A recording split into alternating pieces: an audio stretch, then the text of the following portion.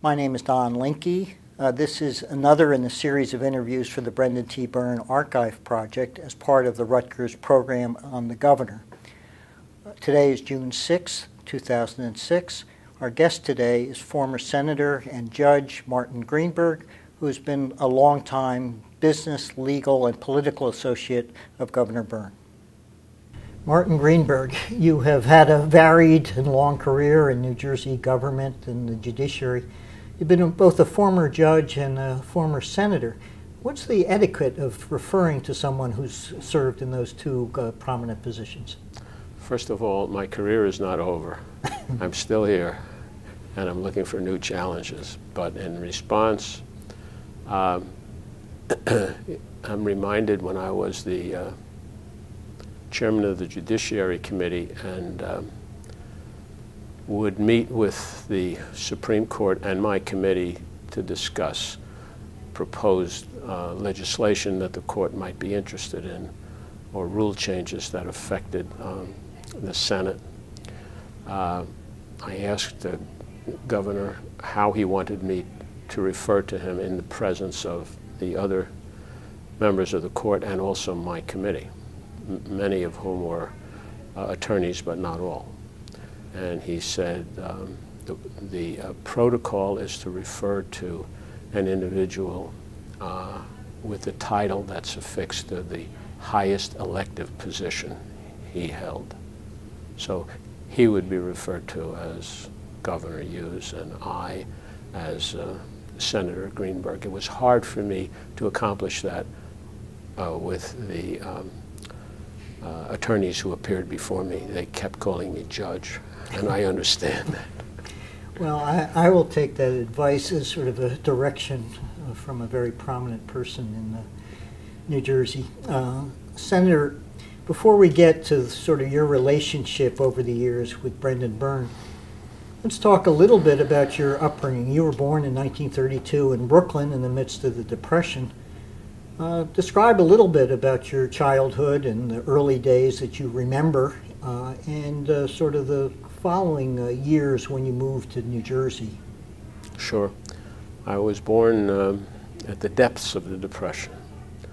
What I'm going to tell you, I obviously don't recall directly, but I remember hearing about it in the early years of my life when we were still living in Brooklyn, and my dad picked this one time in his life to enter into a business venture, scraped a couple of dollars together and opened a men's furnishing store in downtown Brooklyn. It failed, as all the other stores on that block did. I think it was Atlantic Avenue, they tell me. In any event, he couldn't get a job in Brooklyn as a salesperson of men's furnishings, but he knew someone in Newark. And I remember the family discussing. I was about, I would think, 4, 5, just starting school. The fact that the trip back and forth to Newark from Brooklyn would be difficult, and so they began looking for an apartment. They found one, and we moved to Newark. And I think I was 5, to 18th Avenue. And I still remember the street, and I remember the neighborhood. It was mixed. There was a Polish section, there was a German section. We were right next to Irvington. As I was going to grammar school in the late 30s, there were marches out of Irvington into Newark. I remember the swastikas and the admonition, stay off the streets, from my parents. We had a lot of fights. Mostly, it was an exciting time. I didn't understand what was going on, but I knew that there were areas that I shouldn't go to. And we kind of stayed on our own block, and the friends that I had were neighbors and also Jewish. As a very young child, how stressful or how much did the sort of economic realities of how difficult the times were sort of get down to you in those early years? Well, I remember my mother saving money to give to each week to pay a premium for life insurance, for example, $1 or $2. It was a lot of money. But in spite of that, and the fact that we didn't have any money, we ate, and we would get together with another family or sometimes two and rent a place in the mountains. Mountains meaning Morristown, near some of the hotels that were there for a week or two. That was my father's summer vacation, and we would all go and share a 3-bedroom and 1 kitchen place with 2 other families. We had a wonderful time. Were the Morristown Mountains your first exposure to sort of semi-rural life? Absolutely. I vividly remember driving up South Orange Avenue, and the city would end. I mean, urban areas would end 10 minutes after we left Newark. And we had mountains right in West Orange, you may recall. I don't know if you remember, but there was a Goldman Hotel and a Greens Hotel, etc. And the people from New York City would come there. But that also was out of Newark and into the suburbs.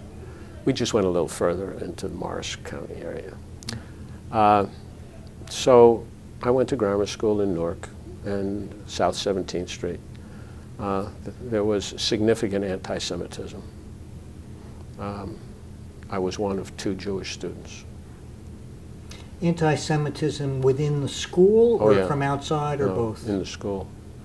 Teachers, or? Teacher. I remember my teacher, I was doing something stupid in class, and she said to me, Greenberg, you're making it bad for all the good Jews. I remember that. I still well up when I repeat it. And I remember going home and telling my parents what I had heard. And what did she mean by that, this lady? And my father said, well, she really doesn't understand. Why don't you give her this book? And he gave me a copy of a book called The Robe, which I read, and then I gave to her. And it dealt with the crucifixion, etc. And when she read it, and she finished it, she said, thank you, Father, for giving me that. It's a wonderful book. I don't know whether it changed any of her views, but I didn't have a problem with her after that.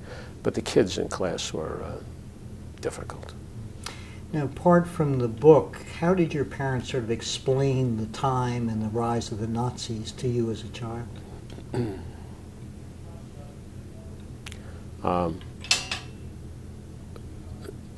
We used to go into Brooklyn almost every Sunday to visit my grandmother and grandfather, my father's mother and father, and my mother's mother. Her father had left. The discussion in the late 30s at each of those places over dinner was about the situation in Europe. All I had to do was be there. And they weren't talking to me, but they were talking about what was happening in Europe to the Jews. And I understood what was going on. So it wasn't like they had to educate me. It was a kind of a topic of discussion that Phil Roth wrote about in his recent book, The Plot to, what was it, The Plot Against America. Now, did you still have family left in Europe that was at risk? Not to my knowledge. By that I mean, I never heard reference to any. The family that I knew of had all left at the turn of the century. My grandparents came over in the late 1800s, early 1900s. Now, you talked a bit about the ethnic sort of makeup of Newark at the time. Describe a little bit more about who in the city were sort of politically powerful? What groups were emerging? Well, my recollection of that really begins when I moved from 18th Avenue to the Clinton Hill section of Newark, and went to a grammar school at Bergen Street, where we had an entirely different environment. There was no overt anti-Semitism that I could sense.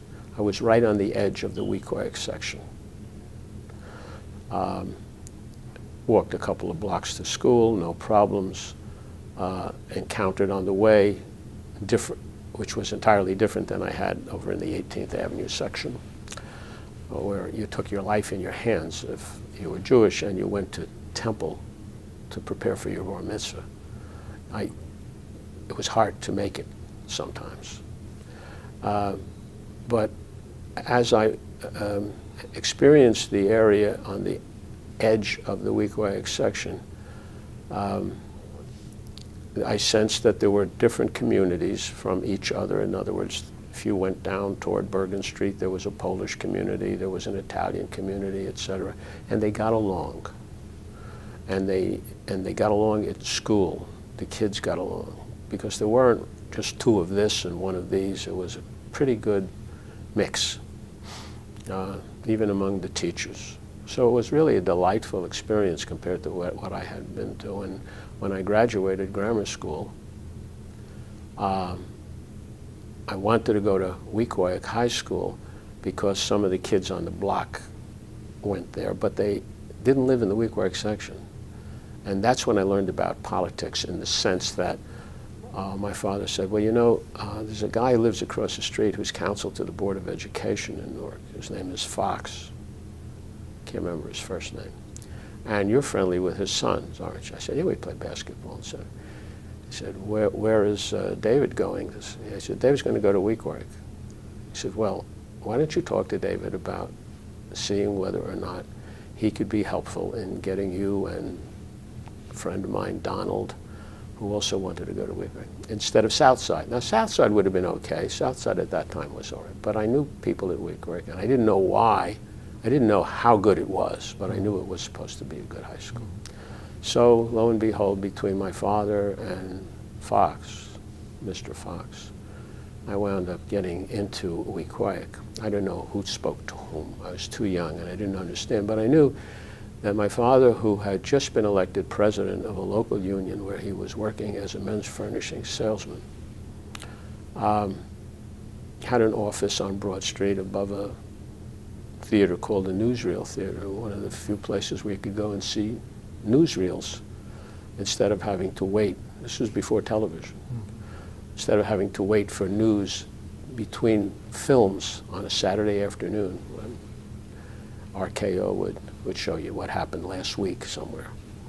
I knew that there were buttons that the guys in the union office were wearing for mayor, for Villani for mayor, and a Jewish dentist, I think, Meyer Ellenstein. So I knew that there were people running for office, and I knew that the union supported certain people that supported the union, and that if you knew the right people, you might be able to get your kid into Weequahic High School instead of somewhere else. I knew that kind of thing. And I learned more about it as I did get into Weequahic High School, and we had a teacher who not too long ago passed on, Ben Epstein, who was the president of the teachers union. And when he found out that my father was the president of retail workers, clerks, and folks who sold men's furnishing, shoe stores, etc., Epstein kept talking to me about Newark as a magnificent place to be, because if you were Jewish in Newark and you went to a decent school, you could get into a college, and you could become a professional person like he did, and he expected that I would do that and go on, and what did I want to do, and he really became kind of a mentor to me. As a labor leader, did your father get drawn more into Newark politics? Yes. In those days, you would go to a restaurant on Sunday night, for example, for dinner, and it would probably be the Tavern restaurant down near Weequahic Park, where he seemed to know everybody in the room. To be well, that was kind of a Jewish, quote, restaurant. In other words, the folks from Weequahic used to go there, and after a movie to the Weequahic Diner, and you'd see all the same people, they'd eat all the same food, and they'd be talking about politics and who they were going to support, and et cetera, and what's happening in Europe, and, you know, in the period just before the war. And then the war came, so it would be, I would say I may be confused with the timing. The war came actually before I was in Weequahic. I went to Weequahic because I graduated Weequahic in 1950. So it was in my high school year and my grammar school years that the war occurred. In any event, politics were very important in Newark. And you had the sections where they had representatives from, and I think it was an at-large, I think it was a nonpartisan election process. I didn't participate, I watched and I listened. My father, in the meantime, had been moving up in the labor field. He ultimately became the International Union President of the Retail Wholesale Department Store Workers and sat on the Executive Council with George Meany and Lane Kirkland and folks like that. That years, I was in law school at the time that happened. Looking back, was your father's experience as a labor leader and also his sort of influence in getting you into high school and the other sort of political contacts he had, something that was consciously impressive to you at the time that sort of drew you later into a political career? Or was it something more subconscious? No, it was conscious. You know, I ran for positions in high school. I ran for a position in my fraternity at Rutgers. So I was cognizant of what leadership meant and the fact that I thought I had the ability to lead. I really didn't think about running for office in the political sphere until much later on in my life. But it was there, and I read about it all the time. Talk a little bit more about the war years and your sort of recollections.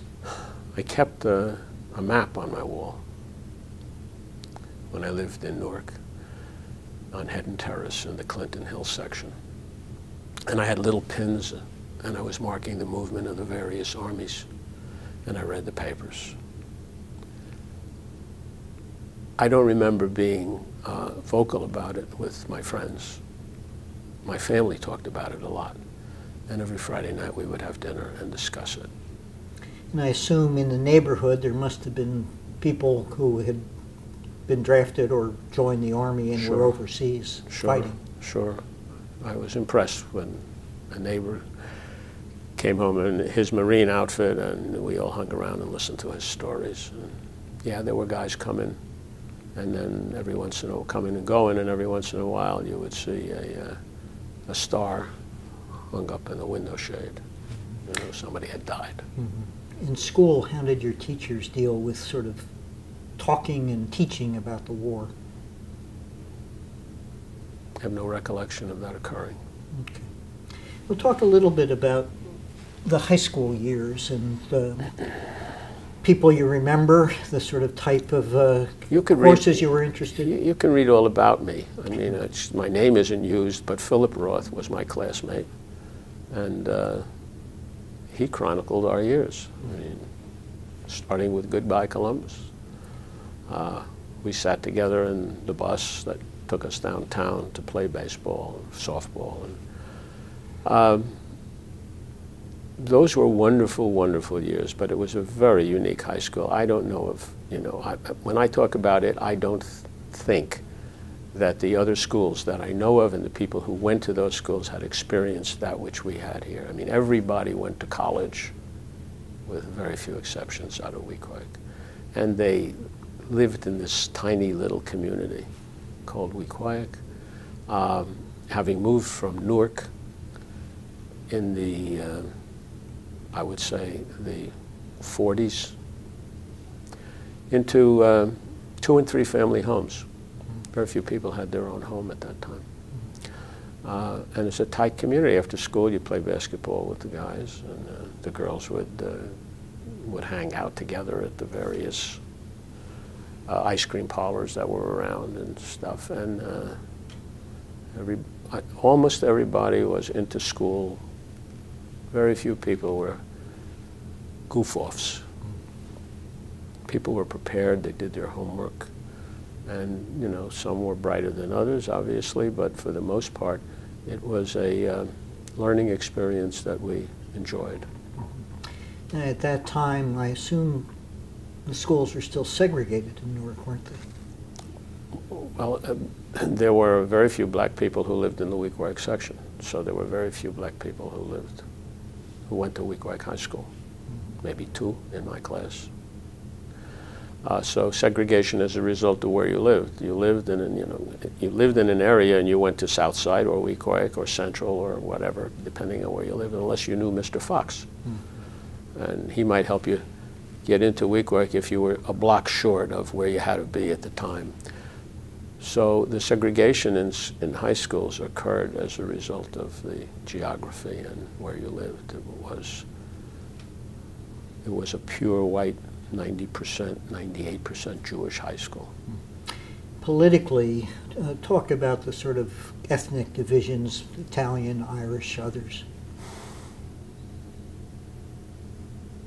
Well, as I said, I wasn't involved in politics except as an observer. I knew that if you were coming from this section of the North Ward, you know, there would be Italian representation on the council. And that the same would be true with regard to the Jewish folks who elected someone from the Weequahic section. When you got to a mayor, the mayor was selected by the council, if I recall, and normally it was the one who had the most votes, typically. So there was a push to get votes out. I viewed it from the perspective of organized labor, because that was what was discussed in my house. It was important for there to be a connection in City Hall, because if you were on a picket line on Broad Street dealing with an employer who would not recognize the union, even though the employees, let's say there are 6 or 7 in a jewelry store, would sign cards and win an election. You don't want to deal with them. So as a consequence, they would picket. And depending on the relationship between the owner of the store and the Newark Police Department, you would either be arrested and spend the night in jail, or you wouldn't be arrested because he didn't have the relationships with it. For the most part, police officers don't want to arrest people on a picket line, especially if the mayor is pro-labor. So that's why it's important to have, that's what I learned, it's important to have representation in places that controlled law enforcement, and also the designation of who the local magistrate was. If you got a judge who was appointed by a mayor who was friendly to labor, you probably were not going to have to spend too much time in jail, even though there might have been some violence on the picket line. By violence, I mean, don't patronize this store, and you might interfere with someone walking into the store. And, you know, it was kind of the rough and tumble days of unions at this time. Wanted to bring you back to your memories of Philip Roth. What type of guy was he in those days? I wasn't close to him. He was in my class, and he had some friends, a few, as I recall. But for the most part, Phil would leave. My knowledge of him was that he would leave at the end of the day and go to the library and read.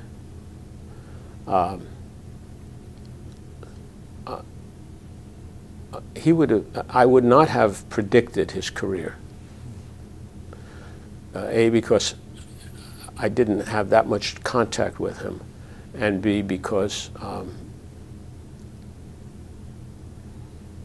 I didn't hear from him the type of conversation or communications which indicated the very vast and broad capacity he has to find interest in so many different things.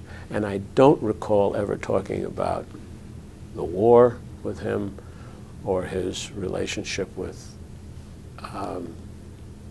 the Jewish presence in the community. It really wasn't anything to talk about. It was there. Mm-hmm. You know, those were the people that you lived with and worked with and played with and went to school with. So I don't remember Phil demonstrating the type of imagination that you see in the books that he has written.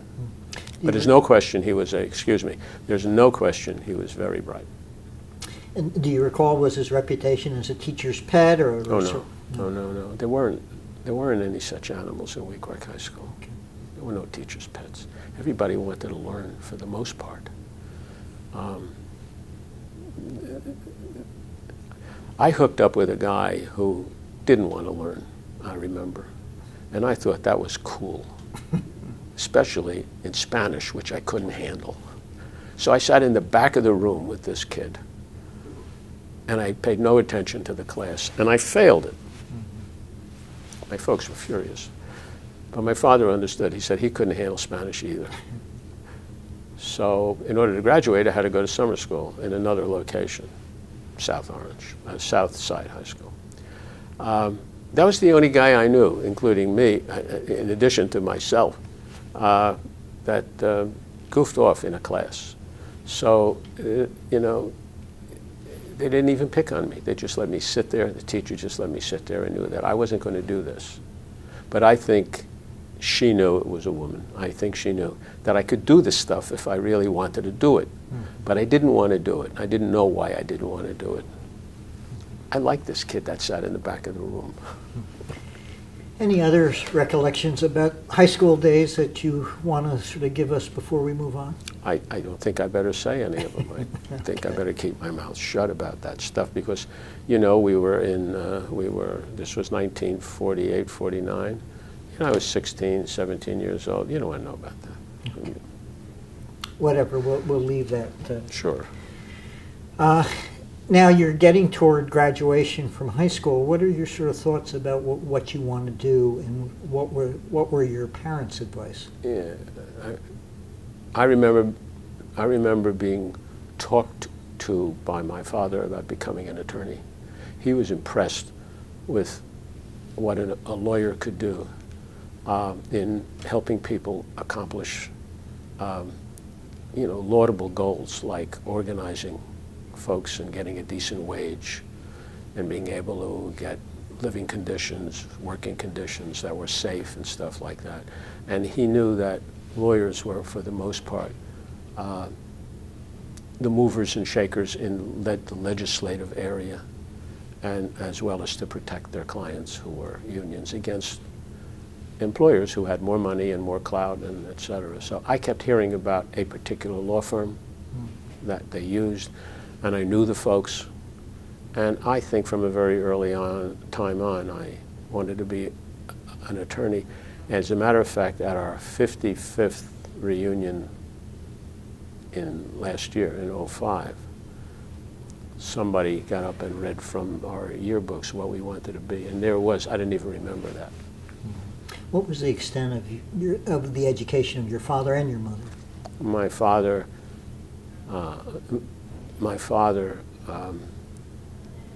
started college, but needed to earn a living since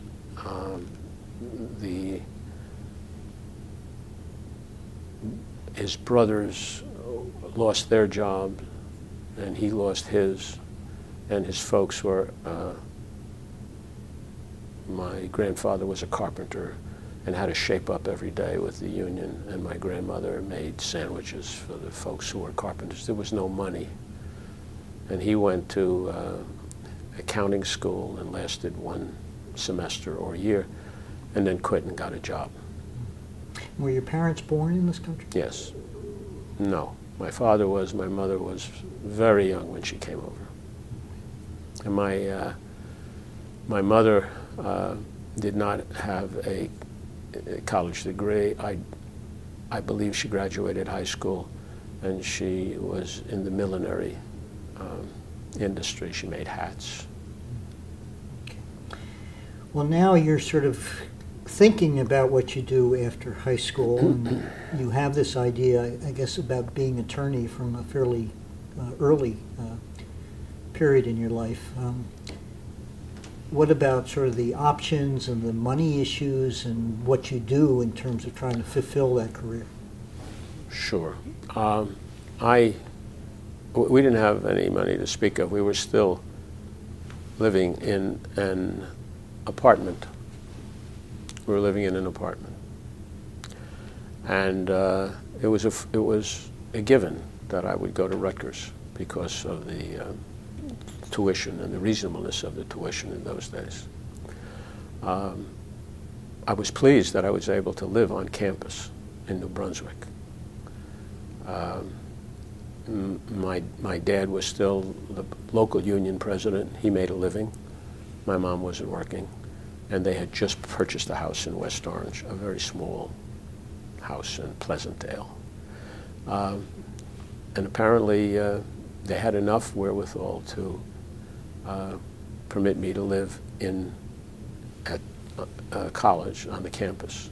I worked from when I graduated high school, which was in January of 1950 with Phil Roth's class, so to speak.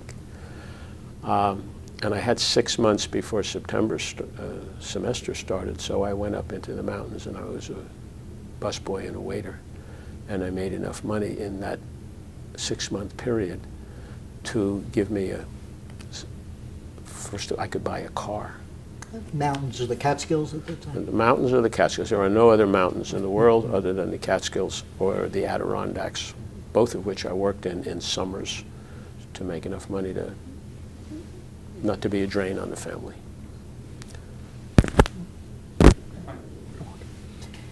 What were your sort of memories of Rutgers in those early days? Were you sort of intimidated by going to college, or did you sort of fit right in from the start? No, I was not intimidated by going away. I loved being away, and I loved living in a fraternity house. I loved living with the guys, and I met some very special people.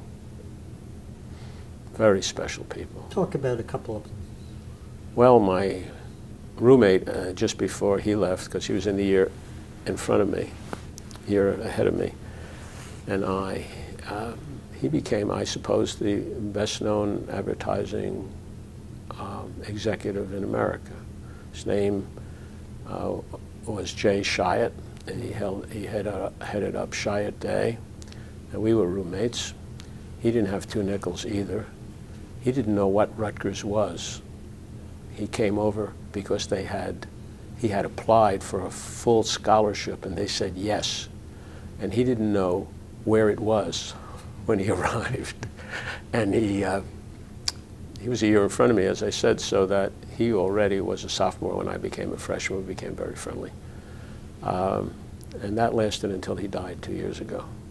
He was my closest friend.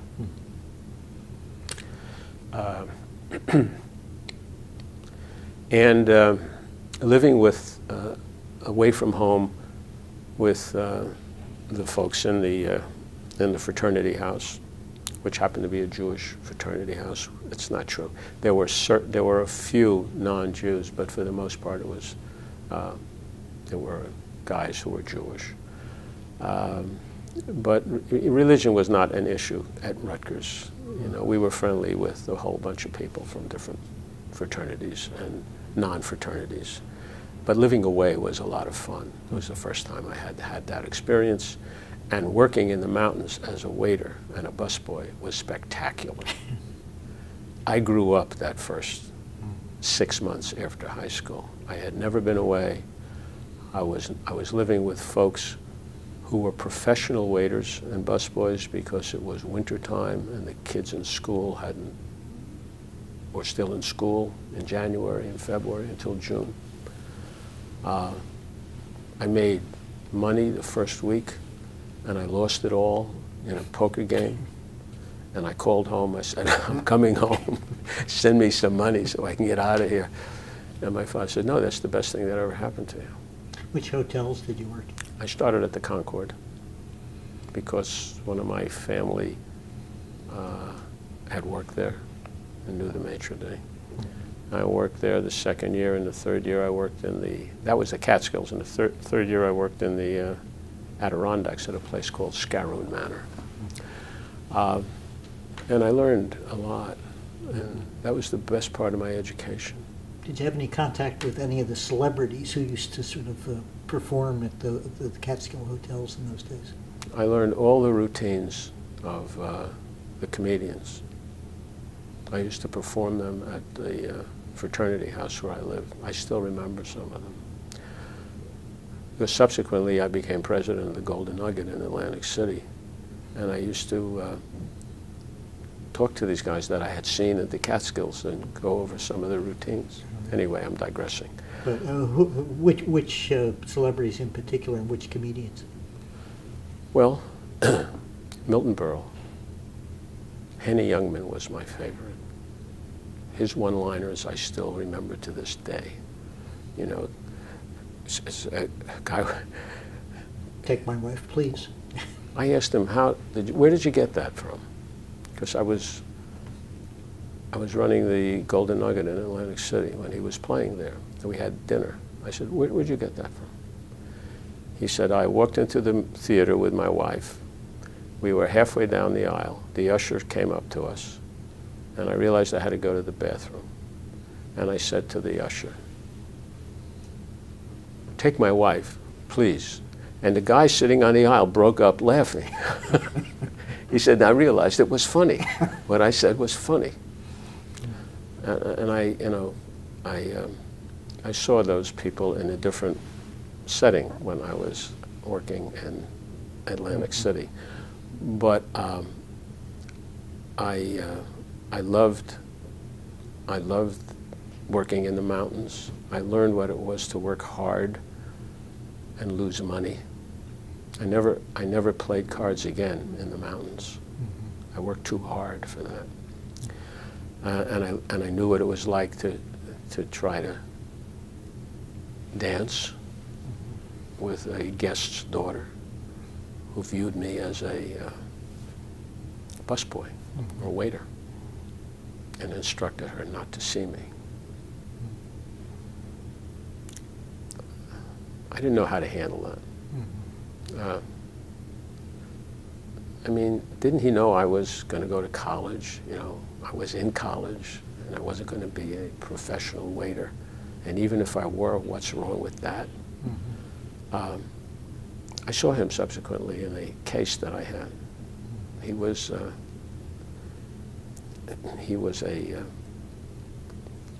I sued him. I didn't sue him for what he said about his daughter not seeing me, but my client sued him. No, I didn't say that I didn't enjoy suing him, but that's not the reason why we filed suit. In any event, it was an experience. I learned what it was to work very hard, 7 days a week, and what the value of the buck was. Bringing you back to Rutgers, what were your sort of favorite courses, extracurricular activities? What did your... My favorite extracurricular activity was for the letter that I won or earned by having a radio program on WRSU here in New Brunswick. It was classical music, and I didn't really understand classical music. But I read up on it, and I tried to learn it. I was on at night. I don't think anybody listened to me. But I loved being on the radio. I thought I would probably go in that direction, even though I had kind of determined that I was going to be a lawyer. But as a hobby or an avocation, I thought I loved radio. And I loved entertaining, and I loved being able to reach people, even though I couldn't see them and I didn't know if anybody was listening.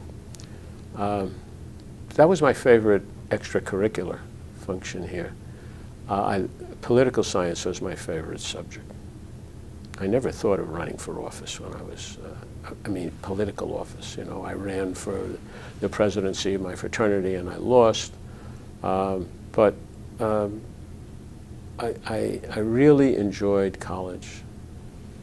But, I shouldn't say but, and because of one or two back operations on spinal fusions, I was exempt from military service.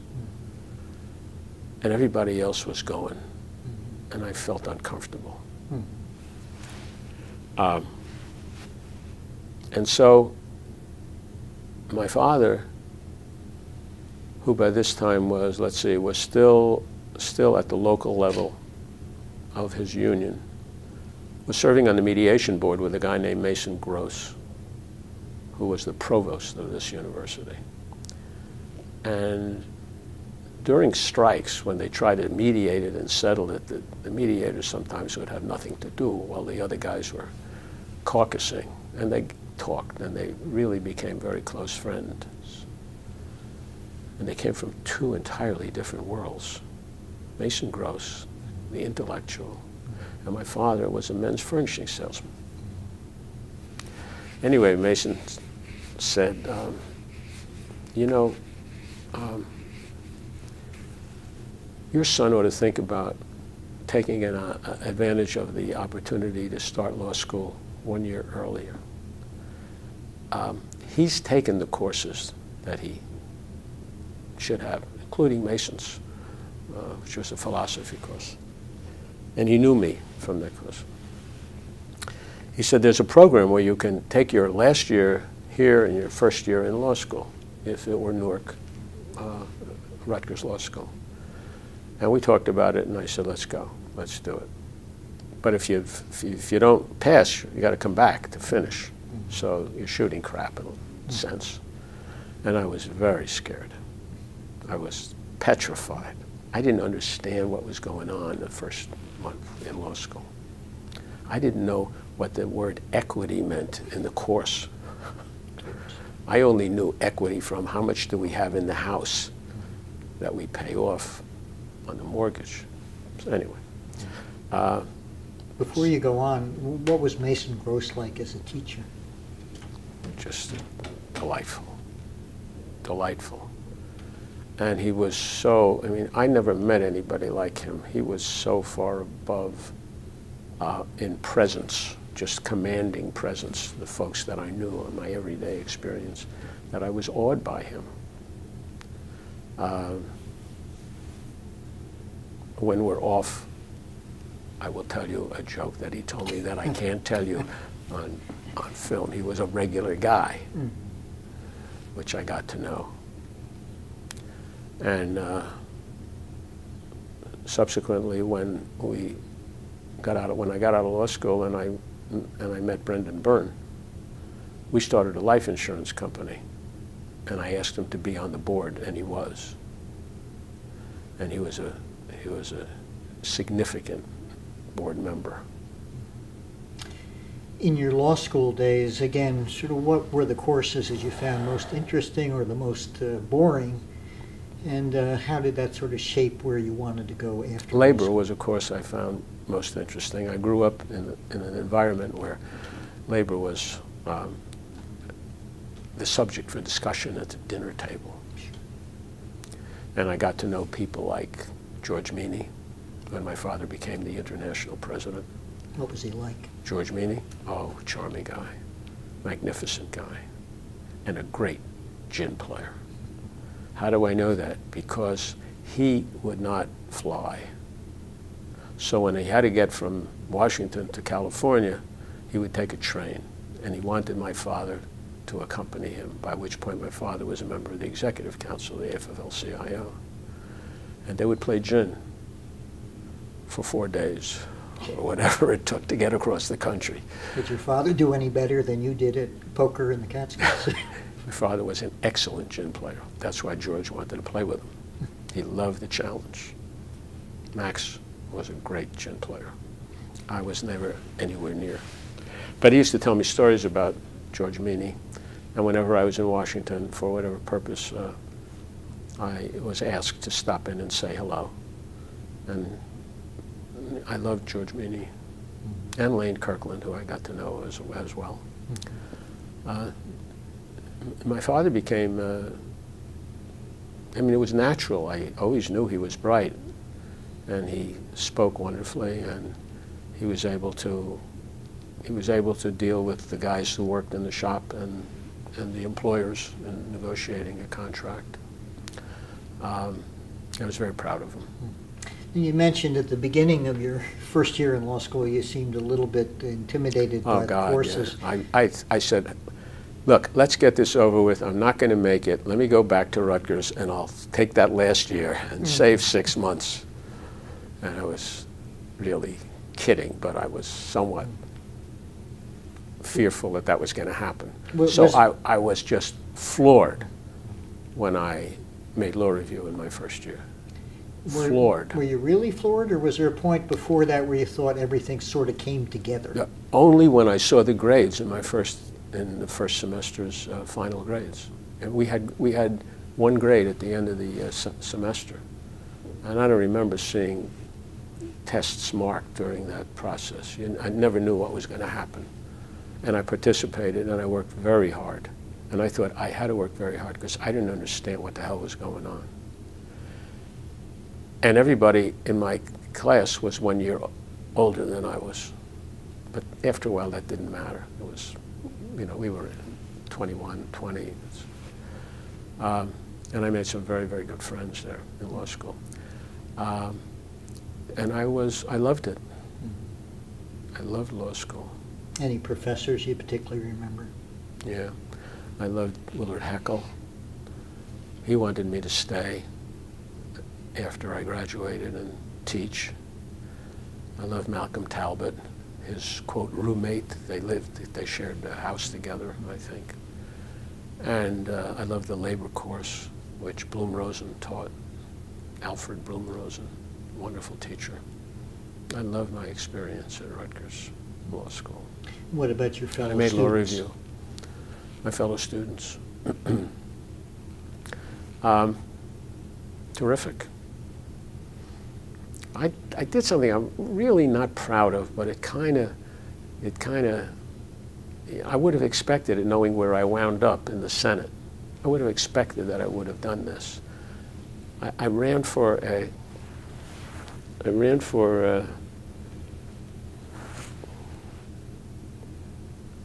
president of the class. I can't remember exactly how it happened, but you had to be elected to the council first, and then the council members would determine who the president was of the 17 people, let's say, who were on the council. And the day school where I was matriculating, and incidentally, I'm living home at that point. There was no campus to speak of in Newark. The day class had one more board member than the night school. And I decided I wanted to run for president of it in my last year. But I had a opposition from someone who was even more popular than I. And if I counted the noses, and I said, I'm going to lose by 1 vote. So I made a deal with the night school.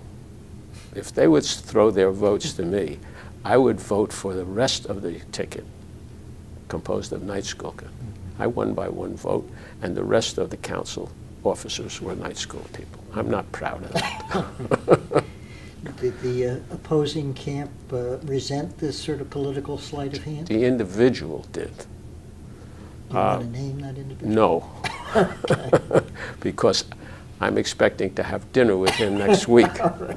He is now a professor of law in University of Alabama, I think. Guess you pushed him into an academic rather than political I career. guess. by I don't know, maneuvering but him. he has said to me from time to time, that was a great thing you did for me, because I have so much free time and I love what I'm doing, teaching, writing. He's written 4 or 5 books. He seems very happy with his life. Any other sort of law school recollections about other students or other things that you wanted to talk about before we moved on? I made some close friends there. I still have them, except for those who have passed on. Do you want to mention a few, or are you afraid of forgetting a couple? Well, my closest friend is gone. He and I and George Favetta and a third fellow would study together. And George was brilliant. But who was the closest friend? With who? Who was the closest friend? George Favetta. George Favetta. Yeah, was my closest friend. He's gone. He was an engineer as well as an attorney. I suppose my best friend there, who's also gone, was the editor-in-chief, and he stayed on and taught for a while. Willard Heckel induced him to remain. And that was who? His name was Arthur Kahn, and Arthur became chairman of Schneider Harris in Philadelphia. And his wife was a classmate of mine, and she's an attorney, Donna, and I see her relatively often. She lives in New York City. So, you know, some folks I've lost through death as friends, and others just moved away, whatever. But it was a wonderful experience. After I knew that I could do the work and that I wasn't totally lost, which is where I thought I was in the first semester, it became fun. It became fun.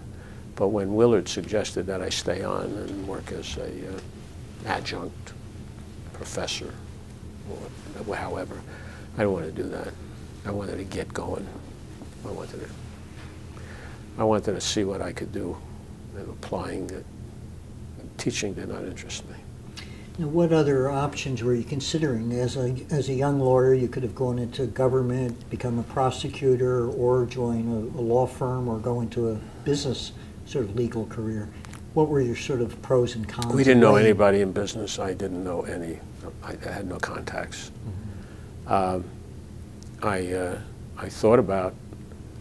I thought about going into government, and I interviewed with law firms. I interviewed with major Newark law firms. Nobody was interested in me. And I suspect that has to do with the fact that my father was an international union president at the time, and these guys were representing employers. I suspect that. Do you think also there was still some anti-Semitism among the major Newark firms at the time? It's possible. I didn't think that at the time. In retrospect, there weren't many Jews working in those firms. I think the fact that I was Jewish and the fact that I came from a labor background, even though I was law review and graduated, I don't know, 3rd, 2nd, 4th, whatever, in my class, somewhere in the top 5, did not enamor me to those firms. I never got a bite. Mm-hmm. Did your family sort of attribute this to sort of a labor bias? No. At least they never mentioned that to me. But my father said, you know, you ought to think about going into government, maybe the Attorney General's office if you could get there. And I have a friend, he said, who happens to be the secretary of the State Board of Mediation, where my father served. Alan Weisenfeld is his name. And the governor at the time was a young man named Bob Miner, who was supported by labor heavily. And so I sat down with Alan Weisenfeld. I said, what do you think? He said, I think you'd love it. I'll make a call.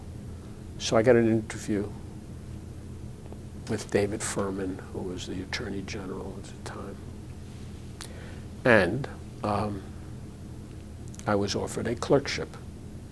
I'm sure that the Commissioner of Labor had something to do with that. That was Carl Holderman, who happened to come from the old CIO and was a friend of my dad's, and Alan Weisenfeld.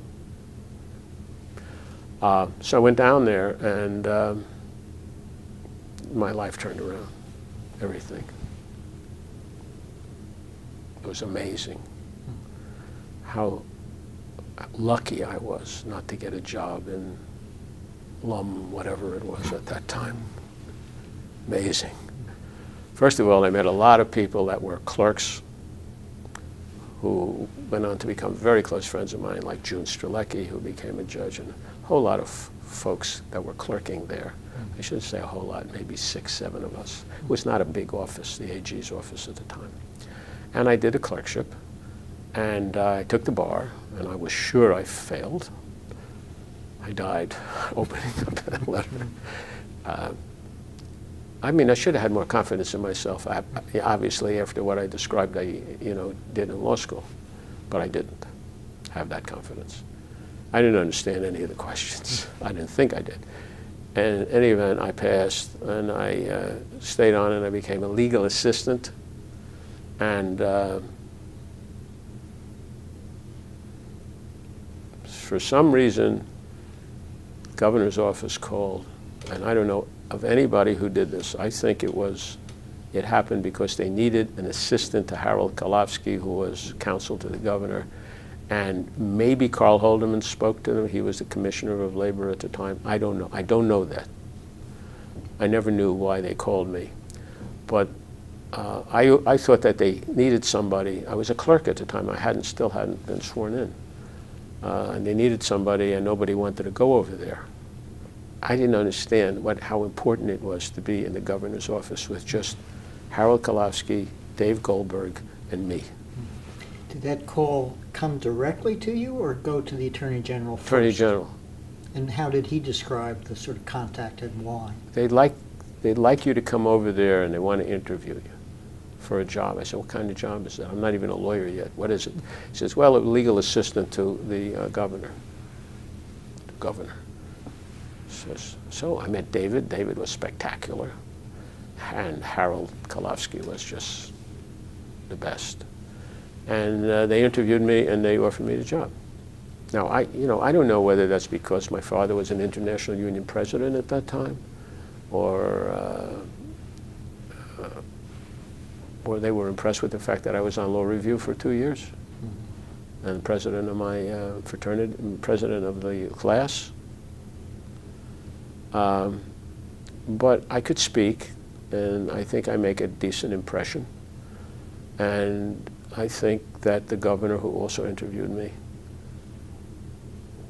wanted a connection to the Jewish community. I believe that was true. Nobody ever said that to me. But he already had David Goldberg in there, so I didn't think that was so important. What do you recall of your interview with the governor? I was blown away, overwhelmed. Very imposing figure. Tall, well, presented himself magnificently, had a deep voice. And it's the first governor I ever met. I didn't know how you ever got there. That was impossible. And of course, he came from someplace that I never heard of. And Agnostics. And I had been told by the Commissioner of Labor, Carl Holderman, that this was a good guy, and that I should consider it as an honor to serve. So I was ready to go. And across the hall was a guy named Brendan Byrne, who I had never, ever heard of or seen before that. If this were a Broadway show, we would take a break now. Why don't we break? Senator, we brought you up in your sort of career path to joining the governor's office in the sort of position of, what was it named at that time, legal counsel, intern? Legal assistant to the governor. Legal assistant to the governor. What was that role like in practical terms?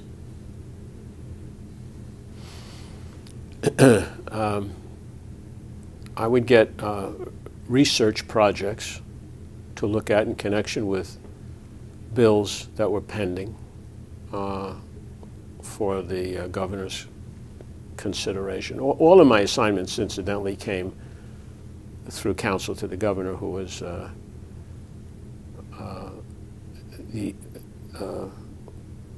we had David Goldberg, who was in the office with me, and the counsel to the governor at the time, just before he went to the bench, was, I'm drawing a blank. Harold Kolofsky. Who? Kolofsky. Harold. Kolofsky. Yeah. Harold Kolofsky, correct. And we also had David Thompson in the office. So it was 1, 2, 3, 4 of us, essentially. And my assignments were pretty much research in connection with bills that were pending, proposed legislation, and communicating with the public in the form of answering letters for the governor or suggesting responses, etc. And I worked in an office with those gentlemen and saw the governor from time to time when I had something to report about a bill that I had worked on, etc. I also did extraditions, which I didn't know what that was. I had to find out what that was. And I remember a fellow named Raymond Pace Alexander, who was from Philadelphia. I think he was a councilman there. He might have been, no, he was a councilman in Philly. And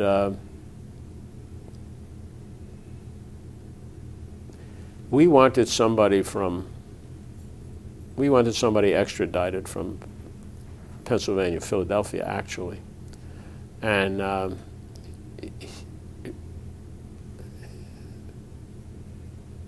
Raymond Pace Alexander.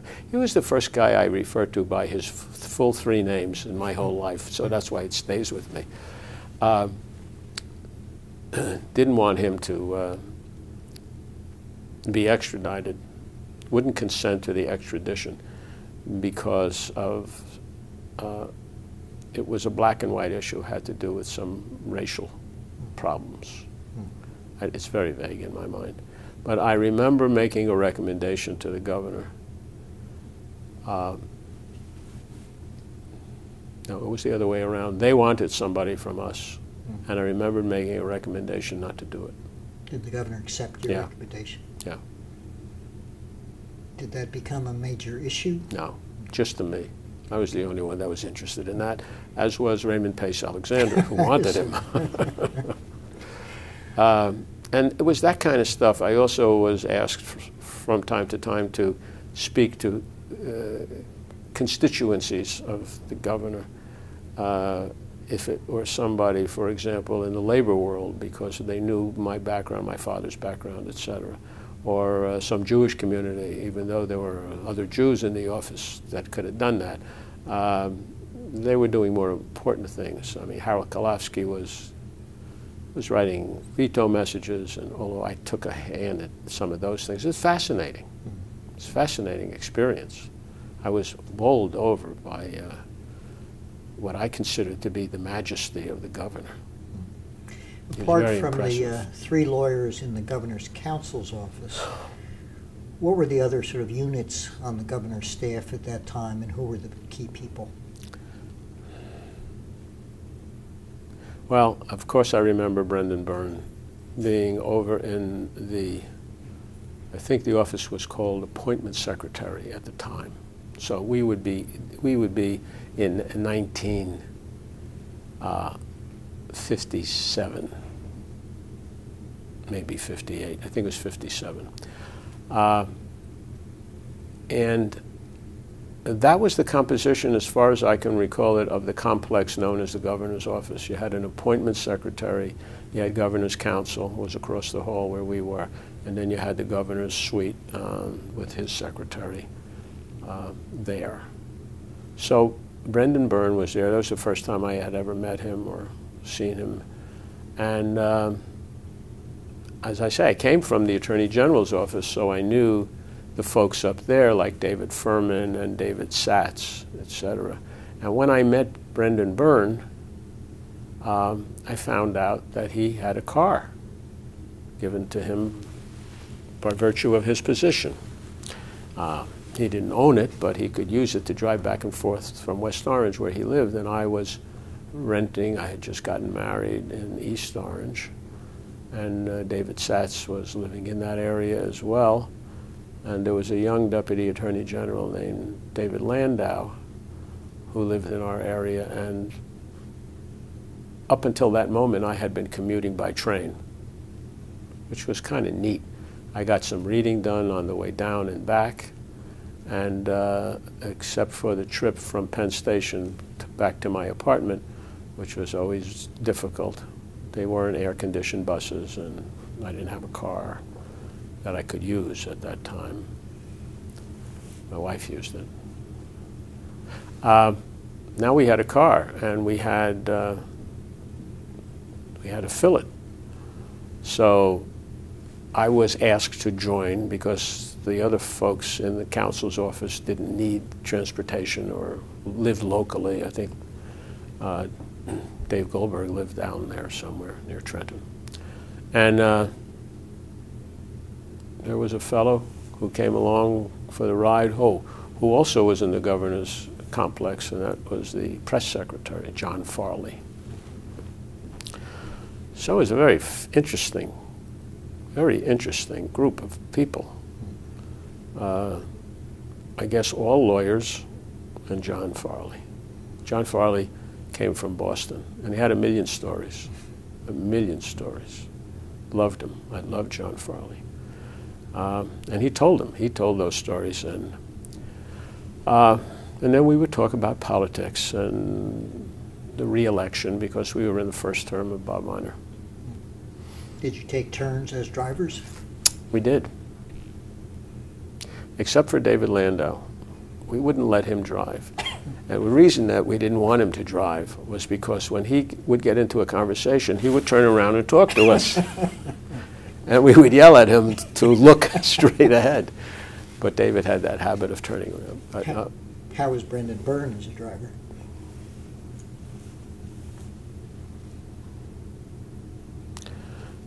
Everybody was good except Dave Landau. He was a good driver, he just couldn't focus on the road long enough. Do you recall anything about your very first meeting with Brendan Byrne? I can't say I do. He was across the hall from us, and he had an entirely different, I never dealt with him in connection with his function and mine. What was his specific function as you understood it? It was like the appointment secretary's job was to keep a list of people who the governor could look to if he needed people for certain positions or governmental positions with an obvious political overtone to it. Because whoever you nominated for something would have to go through the political scrutiny process. I don't remember whether in those days, in that process, political considerations were paramount in Brendan's functions. I think he was more of a conduit between people who were recommending people to the governor and the governor's need for people, and Brendan would kind of screen them and make recommendations as to who he thought would best fit the bill, whether that bill was 80% political 92% talent or whatever. I think Brendan had a lot to do with guiding the process so that the governor would be well served by whoever came through that process. Was his position viewed at that time as sort of equivalent to the council's position, or was there not any sort of formal structure? He's probably going to be upset at this answer, but since I know him for 123 years, I can tell you that my understanding of the two offices, counsel's office and Kalofsky's office, counsel to the governor, and appointment secretary, I think the title was, were not the equivalents of each other, and they were not equal. One was legal, purely legal, except for when he wanted to know who knew so-and-so, he meaning the governor, whether anybody would know, a person that we were having a meeting with or a problem with, etc. Otherwise, it was purely political. The writing of veto messages was critical. The review of speeches. He also had a press secretary that I mentioned, John Farley. And Brendan's responsibility was to shepherd the appointment process from its initial stage to its fruition, conclusion. How much direct contact did you have with the governor? Not a lot. Not a lot. I was the new guy on the block in the counsel's office. You had Dave Goldberg, and then you had Harold Kalofsky, and those people had been there for several years before me. I'm trying to remember. I came down in '56, and I guess the election was in maybe '54. I can't remember. And I was there when Harold was appointed to the bench, Kalofsky, and David, not Goldberg, but Thompson became counsel to the governor. And we really didn't interface with Brendan's office or his functions. But I saw him every day, both on the way down and on the way back, and sometimes we'd have lunch together.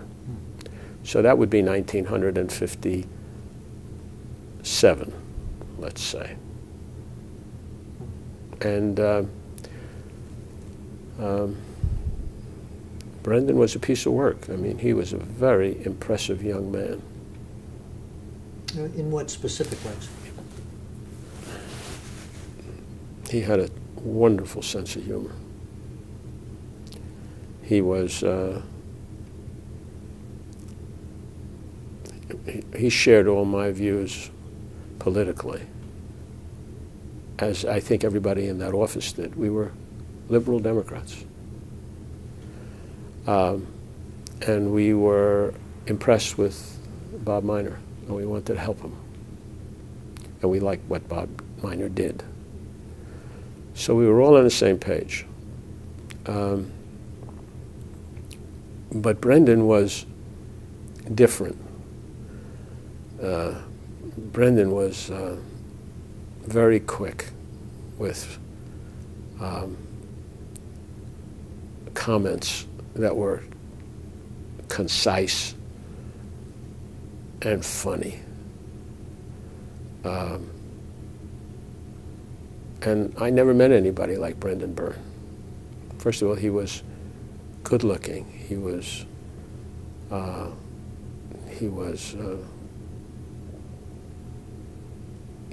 a Gentile person that I had not ever been exposed to.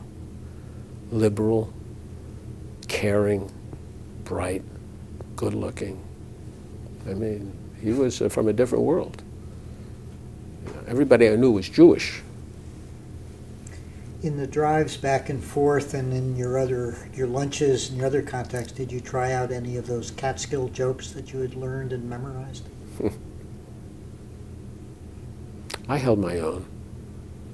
Do you think that sort of shared sense of the importance of humor cemented your relationship with Brendan Byrne over the years? In retrospect, I think that's accurate.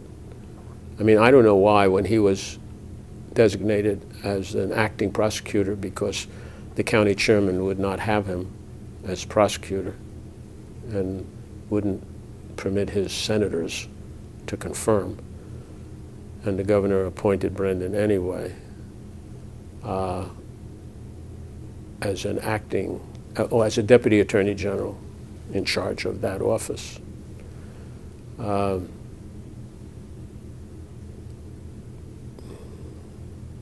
The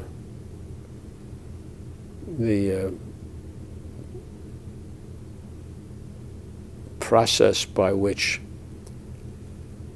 Brendan was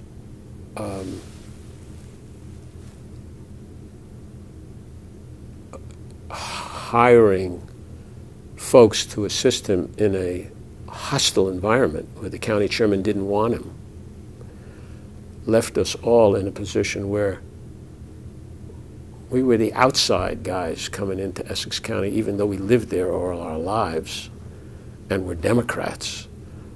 But we had a chairman who didn't want us there. So we were like in a bunker mentality in that office, and we were very close to each other. Elaborate more on the sort of political context of Essex County at that time. You had suggested, I guess, until you came down to Trenton, your knowledge of state politics and how things got done was fairly limited. I assume you must have had to learn very quickly when you joined the governor's staff. Yeah, that's true. I was aware of the fact that there were other counties other than Essex, but I had never been to any that I spent any time in, and I didn't know the game and the politics, and I had no idea except my boss was a Democrat from Southwest, I think, Jersey, and I was impressed with him, and I didn't know the system. I didn't know what was going on. Harold Kalofsky was very helpful in that regard, as was David Goldberg.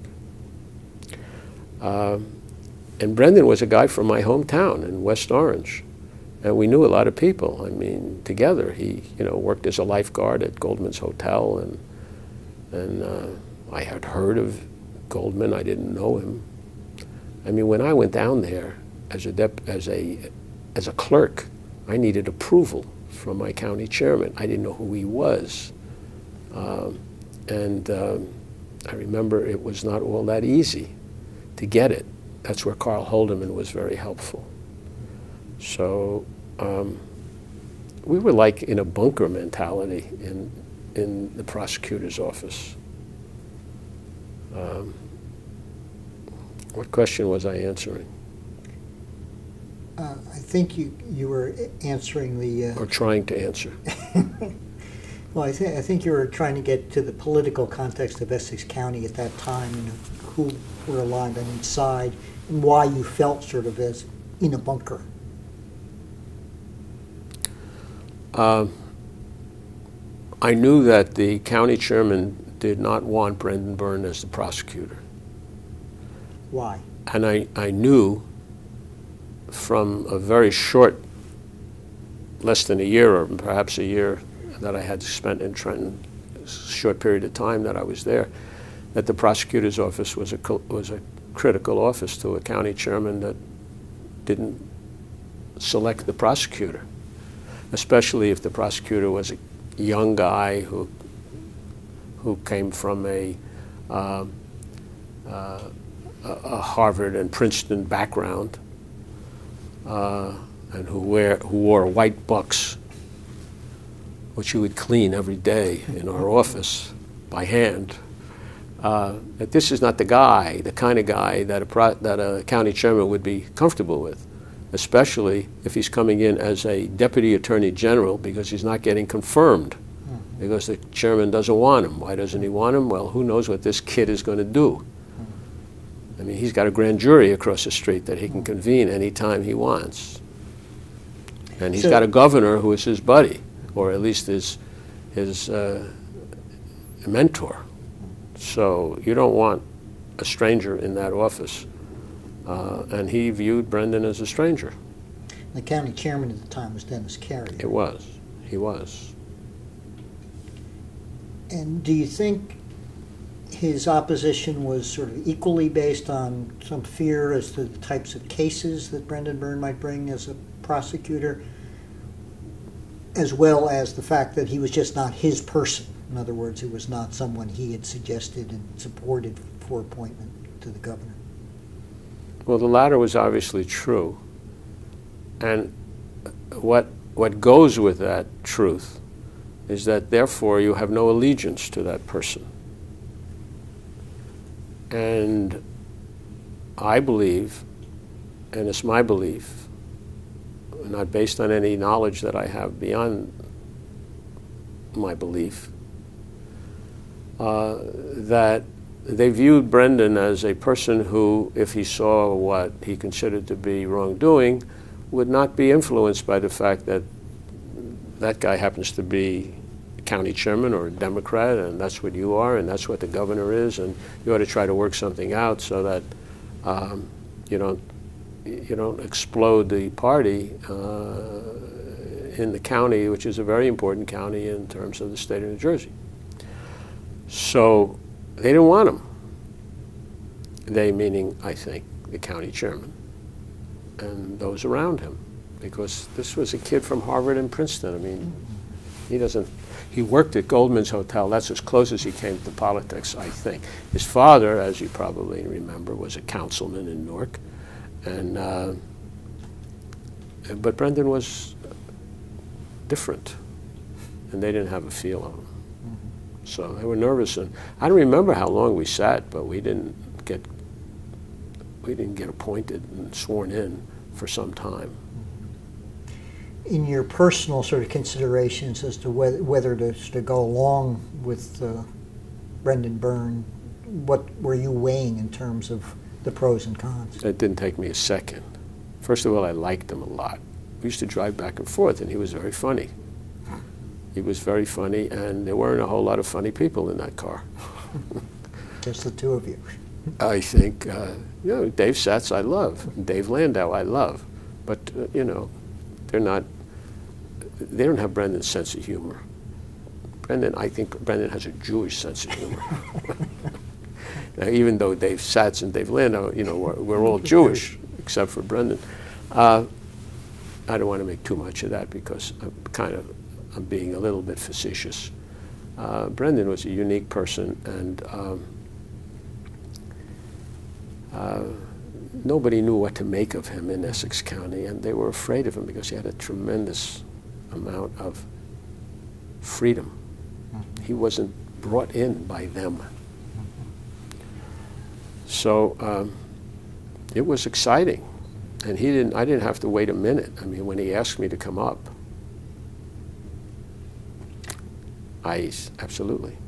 Weren't there any considerations about sort of leaving this highly prominent job on the governor's staff to go? I was no longer on the governor's staff. I had become counsel to the Department of Labor, I think at the request of Carl Holderman. Mm-hmm. I don't know how that happened. And that was a position that you didn't really miss sort of resigning from? Not in comparison to an assistant prosecutor's position. Mm-hmm. I enjoyed it. I enjoyed working with Carl. He was a wonderful, Mr. Holderman was a wonderful human being, and tried to be like a father to me down there, where I was obviously a fish out of water. I mean, I didn't know. At that point, did you still feel that your ultimate career was going to be as a labor lawyer?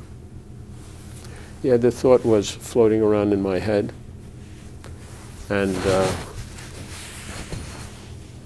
I suppose, I think the answer is yes to that question.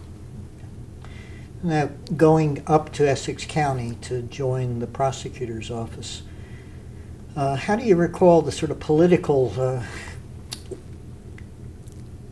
sort of deadlock between the governor and Dennis Carey being resolved? Your question is, how did I... What do you recall about how it did get resolved and actually Brendan Byrne sort of took over as Deputy Attorney General and later as prosecutor?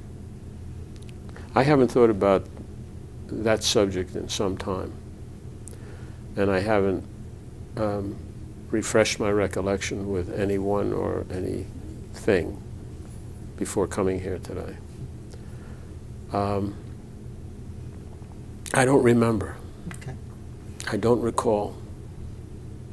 Well, what was sort of life like in the prosecutor's office under Brendan Byrne? Did you feel like you guys were coming in to pursue a mission to sort of clean up Essex County, or was it somewhat less obvious to you on the staff? Well, it was certainly, I did not feel the former. I did not feel there was a mission and that we had organized crime flourishing or anything close to that, or that we were there to clean up the Democratic organization that had controlled the county for a long time. None of that was in my mind. As a matter of fact, several of the assistants who were in the prior in the office under former prosecutor Webb, I think, were asked to stay on and assist us in the transition. And also, they were familiar with some of the cases that were pending, etc. I didn't sense there was gangbusters operation. We were not cleaning up anything. We had a regular list. There were some judges who, as it turns out,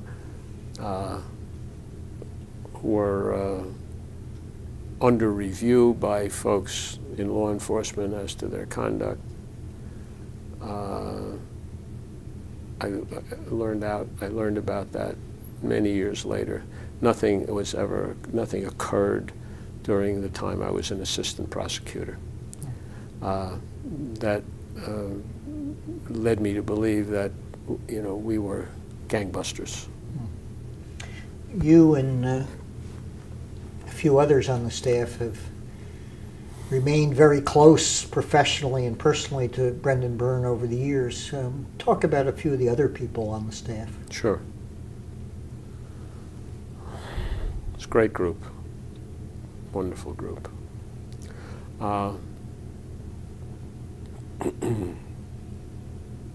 Brendan tells me that he was going to ask me to be the first assistant prosecutor. He told me that many years after we were in that office. But I used to come in late. And one of the reasons I would come in late is that I had a ride that would always bring me down late.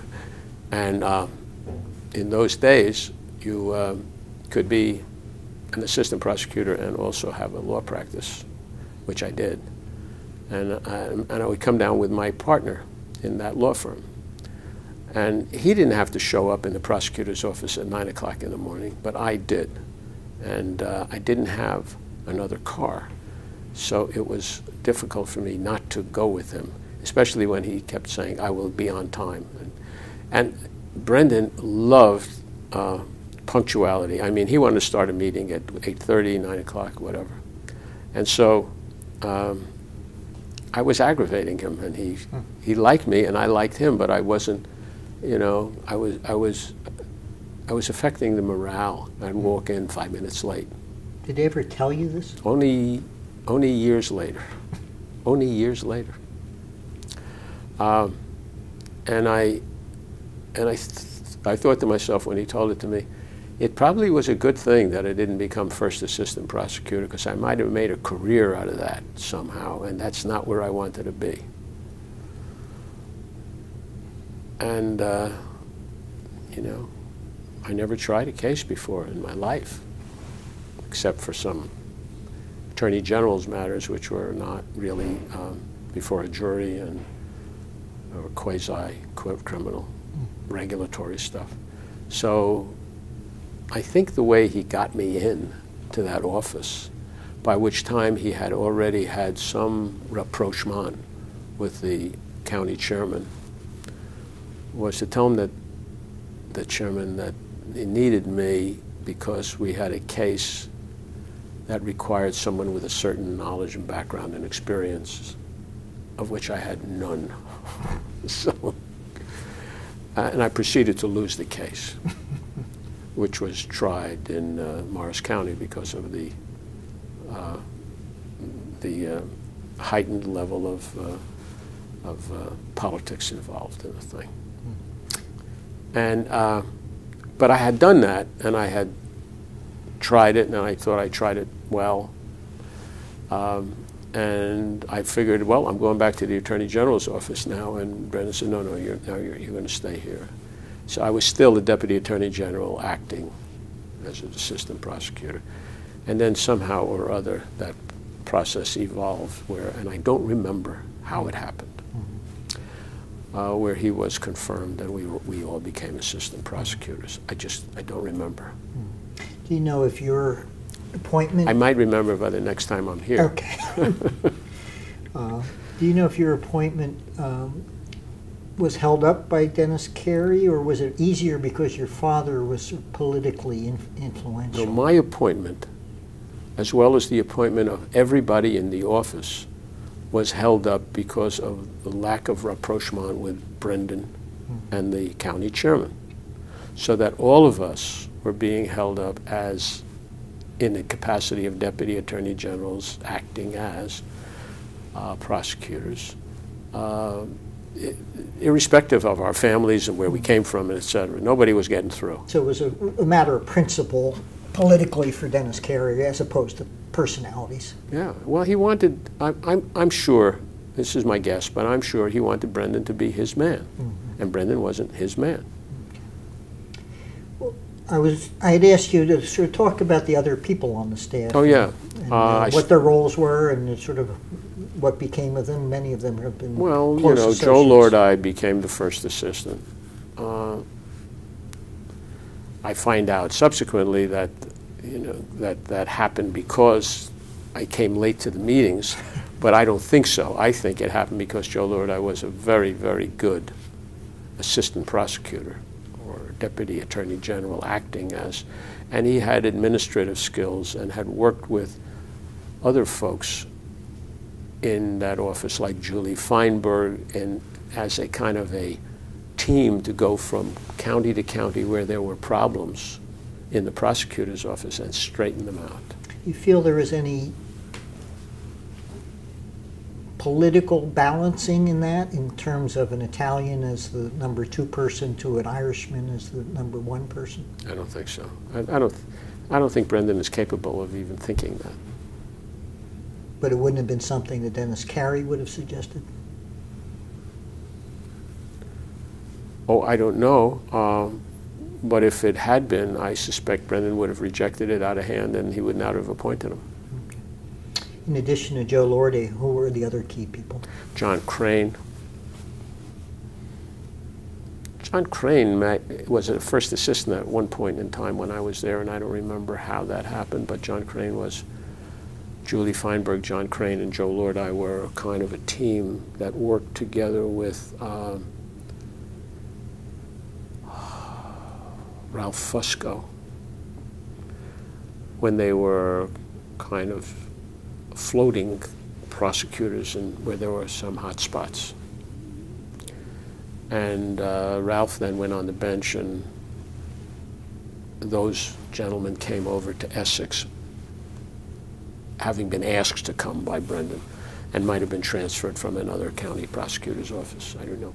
June Strelecki came with me from Trenton. She was a deputy, worked alongside me. And Julie Feinberg, had I mentioned him? Mm-hmm. Julie Feinberg. He was part of the group that that worked in other counties and came along with the Joe Lordis. They were very, very close, so they must have been working together elsewhere. And then you had some folks that had never experienced criminal law of any consequence, like Ben Bendit, who came into that first class, so to speak, with me. And we, since we worked, it wasn't a full-time job, you could share a desk, meaning I would have it in the morning, and then I would go to my law office, and Ben would come in the afternoon, etc. Everybody loved Brendan Byrne in that office. Everybody respected him. Everybody knew that there was no question of his integrity. And you got stronger for that. You knew that your boss was straight and that he wanted to do a good job and that he wasn't looking for glory or as a stepping stone. I mean, it was like, let's do a job here. Do it right. I'm trying to remember some other folks that came through. Barry Ipchick. I'm sorry? Barry Ipchick. Charlie Carella. Oh, John Crane? No, Charlie Carella. Oh, yes, Charlie Carella. I don't know how Brendan knew some of the folks that came into the office, but Charlie was delightful. Charlie, I mean, this was an opportunity for those of us who had never thought about prosecuting to prosecute, to do the people's bidding in a prosecutorial setting. And Charlie Carella was a joy because he had a couple of guys working with him who were not assistant prosecutors but rather detectives, and they were all named Charlie. So it's called the Charlie Squad. And what did the Charlie Squad do? They ate a lot of Italian food, and they also were kind of outside of the normal. Here's an indictment, try it, etc. They were a group of men, and I think there was a woman involved as well. I'm not sure whether June Strelecki actually worked with that squad, but she would be the woman if I am correct in my recollection. And what they would do would be they would go undercover sometimes, and they would be dealing with an anti-gambling structure, and they were a group apart from those of us who got an indictment and went in and tried a case. They had a function which was important in Newark and in Essex County, which was there was obviously gambling going on, and as I understood their function, I did not work with them, and we hardly saw them. They were out on the streets. I understood their function to be the infiltration of and the breakup of organized criminal activity.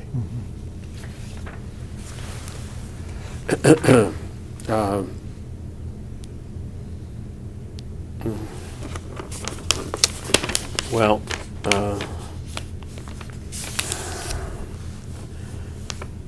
I've given you who I remember as those who were there when I was there, and I didn't work there for more than 2 years, I think.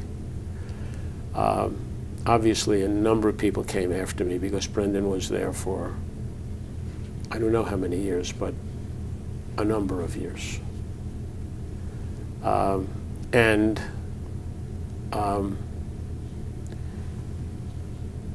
We had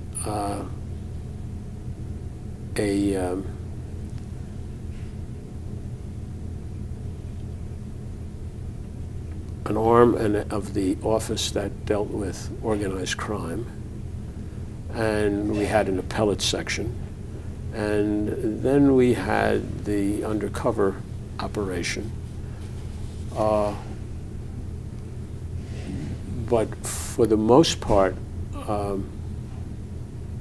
the attorneys who came in were folks who did not have extensive criminal experience, but we learned quickly.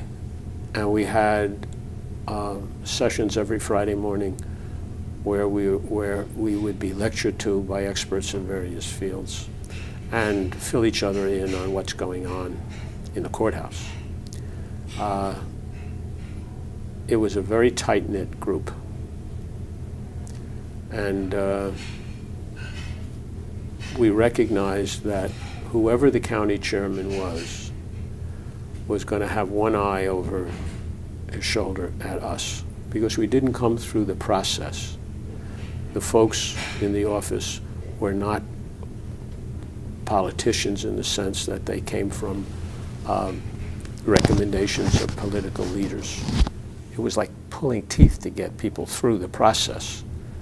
And we started to talk a while ago about the fact that we were deputy attorneys general acting in the capacity of prosecutors.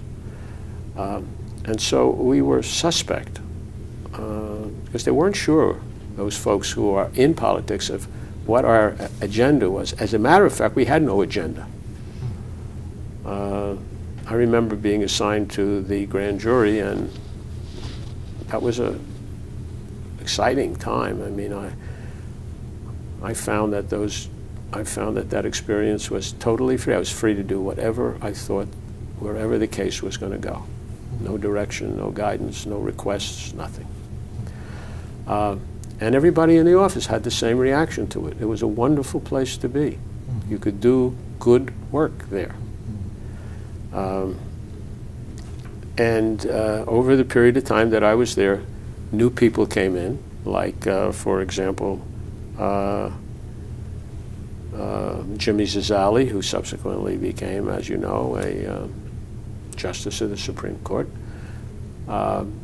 and Barry Evanchek, who dealt with the appellate section, replacing a holdover that we had from the prior administration, which was the Charlie Webb's office, which was Republican at that time. But politics almost had nothing to do with what we were doing.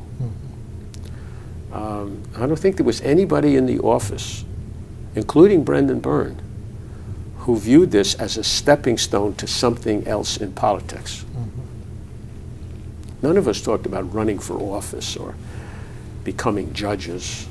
I'm sure that there were those who would like to, and perhaps, plotted to and schemed to ascend to the bench. As it turned out, a number of us went on the bench. But we were there to make Brendan look good, because we all loved him. He was a wonderful, wonderful leader, and would protect you against whoever wanted to attack us from the outside. For a while, it was like a bunker mentality, because we couldn't get confirmed. The Senate had enough of the chairman's folks in it so that we could never get confirmed. There was a rapprochement eventually reached. I don't remember how that happened, and I can't help you. But by the next time I see you, I think I will know. I think that's a good time to break for this session.